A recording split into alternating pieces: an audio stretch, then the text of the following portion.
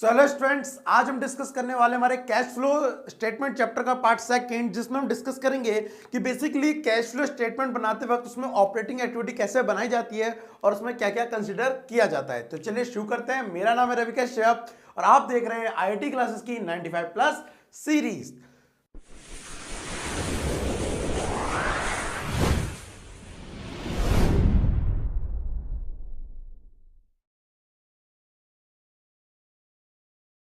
तो स्टूडेंट, जैसा कि आज का टॉपिक है, आज के टॉपिक का हमारा बेसिकली ऑपरेटिंग एक्टिविटी को समझना उद्देश्य रहेगा। तो ऑपरेटिंग एक्टिविटी बनाते वक्त आपको बता दूं, तीनों एक्टिविटी में ऑपरेटिंग, इन्वेस्टिंग और फाइनेंसिंग में ऑपरेटिंग सबसे बड़ी एक्टिविटी है। तो फॉर्मेट तो बहुत बड़ा है, बट मैं क्या करूंगा, आपको पूरा फॉर्मेट एक साथ नहीं समझाऊंगा।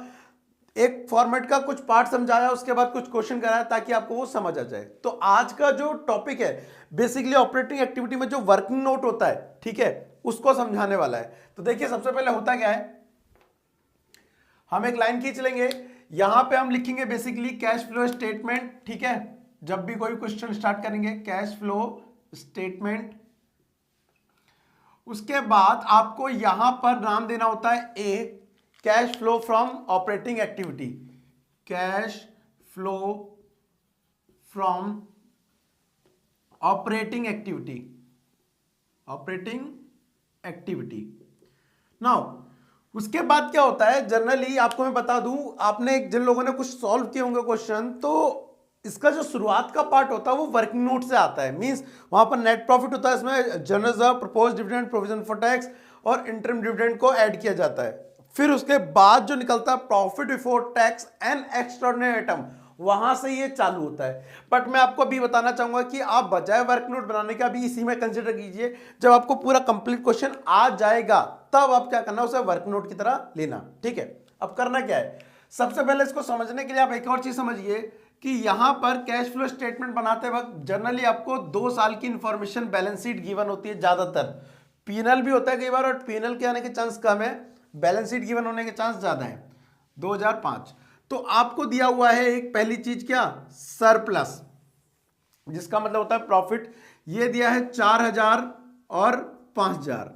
अब देखिए 4000 से 5000 घट, पिछले साल से नए साल की तरफ हम देखेंगे तो प्रॉफिट क्या हो रहा है, बढ़ रहा है। तो सबसे पहले आप इसमें डालेंगे नेट प्रॉफिट, नेट प्रॉफिट जो कि है कितना, 1000 रुपए।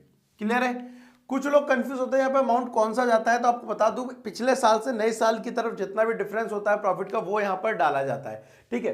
अच्छा, कई बार ऐसा भी हो सकता है कि ये वाला प्रॉफिट माइनस का 2000 हो और ये प्लस का 5000 या 7000, 10,000। अभी हम यही लेते हैं, अगर ये माइनस का 2 था और यहाँ प्लस का 5 है, तो प्रॉफिट यहाँ पर कितना लिखा जाएगा। कुछ लोग 3 बोल सकते हैं प्लस का, मैं बता दूं आपको, यहां पर आएगा प्लस का 7000, क्योंकि देखो प्रॉफिट पहले माइनस 2000 था लास्ट ईयर, लेकिन बढ़ाकर हमने कहां तक लेके गए हैं, प्लस के 5000 तक। इसका मतलब है कहीं ना कहीं हमने 7000 रुपए का गेन किया है, तो वही यहां पर आ जाएगा। तो सबसे पहले यहां पर डाला जाता है नेट प्रॉफिट। ठीक है, उसके बाद आप याद रखना, इसके अंदर 4 चीजें जोड़ी जाती हैं जो आपको याद रहनी चाहिए। कितनी, 4 चीजें। सबसे पहले आता है जनरल रिजर्व, कितना आएगा, ये आएगा तभी अगर ये बढ़े, इफ इंक्रीज, आईएनसी मतलब इंक्रीज है यहां पर।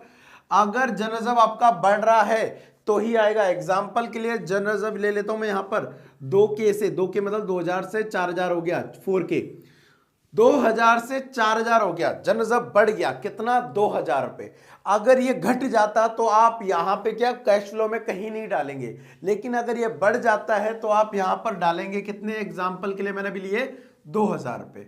उसके बाद आता है आपका provision for tax, provision for tax. अब under the provision for tax आपको याद रखना पहले ये होता क्या है। देखिए, प्रोविजन फॉर टैक्स में समझने वाली बात है कि आपका जो क्वेश्चन है, प्रोविजन का मतलब होता है जो आपने फ्यूचर के लिए क्या करा, पैसे कलेक्ट करके रखे हैं, ठीक है, टैक्स पे करने के लिए, वो कहलाएगा प्रोविजन फॉर टैक्स।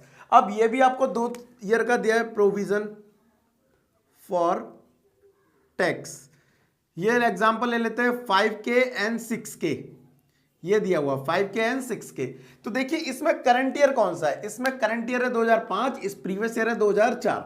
तो जो पिछले साल का प्रोविजन था वो इस साल आपने पे कर दिया होगा। इसलिए होता क्या जनरली कि इसके दो ट्रीटमेंट है, ये करंट ईयर ऊपर ऐड हो जाता है और प्रीवियस ईयर नीचे ऑपरेटिंग में लेस हो जाता है, याद रखना। तो यहां पे जो प्रोविजन फॉर टैक्स की वैल्यू आएगी वो आएगी सी वाई की, सी वाई मतलब करंट ईयर, ठीक है। उसके बाद नेक्स्ट चीज आपको सीखनी है यहां पर प्रपोज्ड डिविडेंड, प्रपोज्ड डिविडेंड, और साथ ही एक और चीज आती है यहां पर इंटरिम डिविडेंड, इंटरिम डिविडेंड। सबसे पहले तो इन दोनों का मतलब समझ लेते हैं। देखिए प्रपोज डिविडेंड का मतलब क्या होता है, वो डिविडेंड जो किसी कंपनी ने लास्ट ईयर डिक्लेयर किए थे कि हम नेक्स्ट ईयर आपको पे करेंगे ऑन इक्विटी शेयर, आपको इतने पैसे या प्रेफरेंस शेयर, ठीक है, लास्ट ईयर कितने for next year, that is called propose dividend. और वो डिविडेंड जो ड्यूरिंग द ईयर आपको डिक्लेयर हो गए हैं, पे होंगे, उन्हें बोलते हैं इंटरिम डिविडेंड। तो जनरली इंटरिम डिविडेंड आपको कहां मिलेंगे, एडजस्टमेंट में मिल जाएंगे। लेकिन प्रपोज डिविडेंड ऐसे ही जैसे इंफॉर्मेशन दिया वैसे ज्यादातर दिया हो सकता है प्रपोज्ड डिविडेंड, ठीक है। तो प्रपोज डिविडेंड में भी मान लो एग्जांपल दिया है 7K और 10K, के का मतलब यहां पर 1000 में हो जा रहा है, ठीक है, 7000 और 10000। अब तो याद रखना कि इस साल से पहले मतलब 2000 जो आपका 18-19 का सिलेबस है उसमें क्या होता था, प्रपोज डिविडेंड पहले आता था करंट ईयर का ऊपर, बट इस साल ही चेंज हुआ है कि अब जो आता है वो आता है कौन सा, प्रीवियस ईयर का ही यहां पर ऐड होता है और फाइनेंसिंग में प्रीवियस ईयर का ही लेस होता है, नहीं तो आपके आंसर गलत आ सकते हैं, ठीक है। तो अब यहां पे पहले करंट ईयर आता था लेकिन अब क्या आएगा, प्रीवियस ईयर आएगा, ठीक है, कंफ्यूज मत होना। तो प्रीवियस ईयर इसमें कौन सा है, 2004 का 7000, ये आ जाएगी वैल्यू 7000। प्रोविजन फॉर टैक्स कौन सा था करंट ईयर, ये आ गई 6000। इंटरिम डिविडेंड मान लो एडजस्टमेंट में दिया है 2000, टोटल करेंगे 7 2 9 9 और 6 15, 15 और 2 17, यहां पे आ गया आपका 17000 और इसको टोटल कर देंगे 17 और 7 24000। इस जो प्रॉफिट निकला है इसको हम बोलते हैं profit before tax, profit before tax and extra ordinary item. अब ये एक्स्ट्रा ऑर्डिनरी आइटम क्या है, देखिए कई बार कुछ ऐसे टर्म्स हैं जो हम जनरली यूज नहीं करते हैं, जस्ट लाइक मतलब जनरली हमारे को फेस नहीं करते, जैसे अर्थक्वेक आ गया, फ्लड आ गया, तो इन सारी टर्म्स को से जो भी प्रॉफिट या लॉस हो रहा है उसे एक्स्ट्रा ऑर्डिनरी आइटम बोला जाता है। तो जनरली ये नहीं होते हैं और क्वेश्चन में भी बहुत कम चांसेस आने के, तो उस लाइन के लिए बोलते हैं बिफोर एक्स्ट्रा ऑर्डिनरी आइटम। इतना पोर्शन क्या किया जाता है, बुक में वर्क नोट बना के दिया है, शायद आपके स्कूल में भी वर्क नोट बना के दिया गया हो, तो आपको क्या करना, ठीक है आप वर्क नोट बनाना, लेकिन अभी शुरुआत मान लो ये ऑपरेटिंग एक्टिविटी का ही पार्ट है, आप वर्क नोट मानिए चाहे ये मान लीजिए।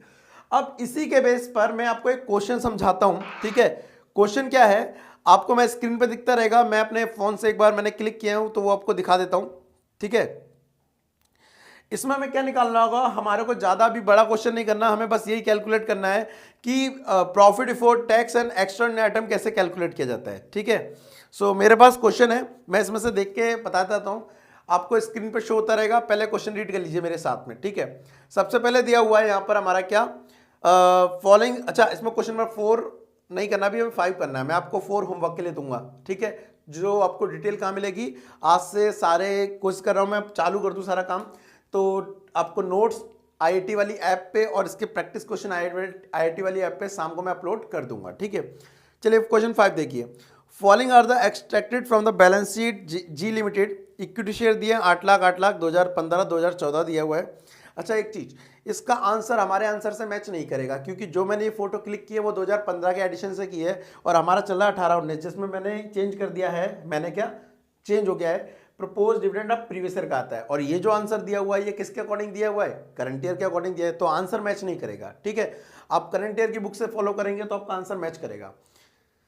10% प्रेफरेंस शेयर दिए 6 लाख, सही बात है। सरप्लस 14 में था 4 लाख, 15 में हो गया 7,20,000, मतलब कितना बढ़ गया, 3,20,000 बढ़ गया, तो प्रॉफिट यहां पर आएगा 3,20,000, ठीक है। उसके बाद प्रपोज डिविडेंड दिया है इक्विटी का 1,20,61। आपकी जानकारी के लिए बता दूं, ये प्रपोज डिविडेंड इक्विटी और प्रेफरेंस दोनों का होता है। अब इसने जनरली स्पेसिफाई कर दिया कि इक्वली वो क्या है, ओनली इक्विटी का है, तो मैं प्रेफरेंस का अपनी तरफ से निकालना पड़ेगा, ठीक है।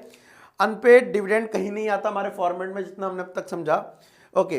Additional information and interim dividend दिया हुआ है 40,000 रुपये, अच्छी बात है। इक्विटी वॉज पेड, इक्विटी पर, ठीक है। Show net profit before tax and extraordinary item, मतलब हमें इसको यहां तक कैलकुलेट करके दिखाना है। चलिए सबसे पहले हम डिटेल ले लेते हैं कि इसमें से क्या क्या हमें गिवन है, ठीक है। तो उसमें से पहले मैं इसको रफ कर लेता हूं जो मैंने एग्जाम्पल लिए और अपनी तरफ से ना करके जो बुक में क्वेश्चन दिया है उसके अकॉर्डिंग हम क्वेश्चन को करते हैं। तो सबसे पहले आपको क्या दिया हुआ है, सरप्लस, जो कि पहले 4 लाख का था देखिए, और बाद में हो गया 7,20,000, मतलब कितना बढ़ गया, नेट प्रॉफिट बढ़ गया है 3,20,000 रुपये, ये डाल देंगे। उसके बाद देखेंगे जनरल रिजर्व है क्या क्वेश्चन में, जनरल रिजर्व नहीं है, इसको डैश डाल दीजिए या आप लिखिए ही मत, जैसे आपकी मर्जी है। उसके बाद नेक्स्ट है सरप्लस, सरप्लस कितना आपका यहाँ पर, सॉरी सरप्लस हो गया, हमें चाहिए होता प्रोविजन फॉर टैक्स जो कि नहीं दिया है, डैश डाल दीजिए। उसके बाद हमें चाहिए होता है प्रपोज डिविडेंड, प्रपोज डिविडेंड दिया तो है, करंट ईयर का लेंगे या प्रीवियस ईयर का, अब लेंगे प्रीवियस ईयर का, जो कि है 1,20,000। लेकिन आपको बता दूं कि वो 1,20,000 ओनली इक्विटी का है, तो मैं किसका और निकालना पड़ेगा, हमें प्रेफरेंस का और निकालना पड़ेगा। देखिए प्रेफरेंस की परसेंटेज है 10% प्रेफरेंस शेयर, और पिछले साल है 6 लाख के, 6 लाख का 10% हो गया 60,000, तो ये आएंगे टोटल 1,80,000। कैसे आए, 1,20,000 तो इक्विटी वाले और 60,000 मैंने कैलकुलेट करे किसके ऊपर, प्रेफरेंस शेयर के ऊपर। देखिए प्रेफरेंस शेयर 10% दिए हैं और 6 लाख उसकी वैल्यू 2014 में। उसके बाद इंटरिम डिविडेंड एडजस्टमेंट में दिया हुआ है कितना, 40,000 रुपये टोटल। अब ये हो गया 2,20,000 रुपये, ठीक है, 2,20,000, इसको मैं टोटल कर देता हूं 2,20,000, तो ये हो गया 5,40,000 रुपये। ये आ गया मेरा निकल के क्या, profit before tax and extraordinary item. इसमें आ रहा है 5,40,000 की जगह है 5,80,000, जस्ट बिकॉज ये जो प्रपोज डिविडेंड है वो बजाय प्रीवियस ईयर लेने के कौन सा ले रहा है, करंट ईयर, तो इसका आंसर भी कौन सा आएगा, 5,80,000 आएगा। लेकिन आपको कौन सा लेना है, आपको लेना है प्रीवियस ईयर का, ठीक है। अब इसी के बेस पर मैं आपको क्वेश्चन दे देता हूं जो मैं इस वीडियो के एंड में लगा देता हूं, ठीक है, तो आप प्रैक्टिस कर लेना उस क्वेश्चन को स्टॉप करके। तो ये हाल फिलहाल आज के टॉपिक में मेरे को आपको समझाना था कि profit before tax and extraordinary item कैसे निकालते हैं। अगले पार्ट में हम क्या करेंगे, इस फॉर्मेट को कंटिन्यू करेंगे आगे। तो आप क्या करेंगे, सेपरेट पेज पे पूरा फॉर्मेट बनाते चलिए, ठीक है, मतलब जब आप प्रैक्टिस करेंगे तो फॉर्मेट आपके हाथ में होना चाहिए। जब आप 10 क्वेश्चन कर लेंगे तो कहीं ना कहीं आपका कैश फ्लो स्टेटमेंट का फॉर्मेट अपने आप याद हो जाएगा, आपको इतना बड़ा फॉर्मेट याद करने की जरूरत नहीं है, ठीक है। तो आज के लिए इतना ही। आपसे रिलेटेड, इससे रिलेटेड कोई भी डाउट्स हो, कोई भी सेशन हो तो प्लीज कमेंट्स बॉक्स में लिख देना। साथ ही मिलता है अगली वीडियो में। आज के लिए thank you, tata and bye bye.